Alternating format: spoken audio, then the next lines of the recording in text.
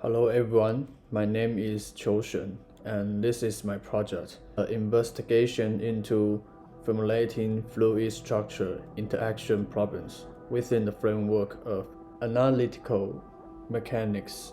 We may start with this cool video. Why is the cylinder swinging? This cylinder is in a stream of fluid.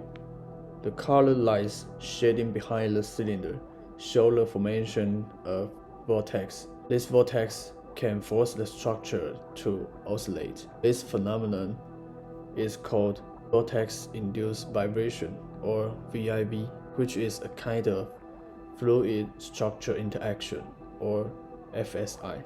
And there are many researchers have come up with their ideas that humans can utilize this phenomenon to generate electricity.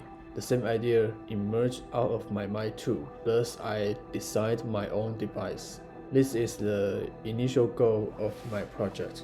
And what's more, it's essential to figure out what physical factors may affect power output. So I choose to run numerical simulations to yield data for analysis. However, this kind of simulation is very difficult.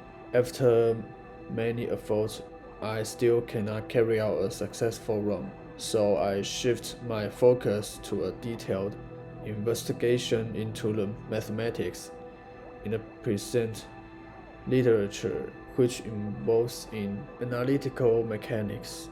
If you have learned analytical mechanics, you must be curious about how you can formulate governing equation for FSI problem. Because we know fluid is inherently not a topic in analytical mechanics, which means you cannot find it in textbooks.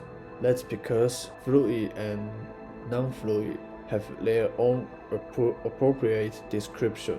If I explain this with mathematics, it could be lengthy, so I made this table. As you can see, Lorentzian description is the basic descriptor for fluid. So how can it be compatible with analytical mechanics? And after about 5 months, I finally proved that governing equation for fluid can be derived within the framework of analytical mechanics. But remember, our study is FSI. Fluid and the solid are both involved. Let's revisit the table. Now, we know that both solid and fluid can be described by using analytical mechanics, but a different description. However, the method appropriate to describe FSI is arbitrary Lagrangian Eulerian, or ALE, which is more complex than others. We don't discuss it here. Based on this information, we can make a quick summary. 1. Analytical mechanics surely can describe solid and fluid individually. 2. In this context, analytical mechanics is not suitable for FSI.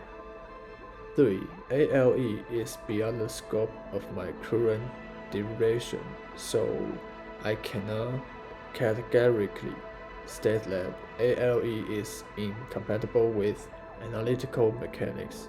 Further investigation into this matter will be necessary in the future. Thanks for your watching.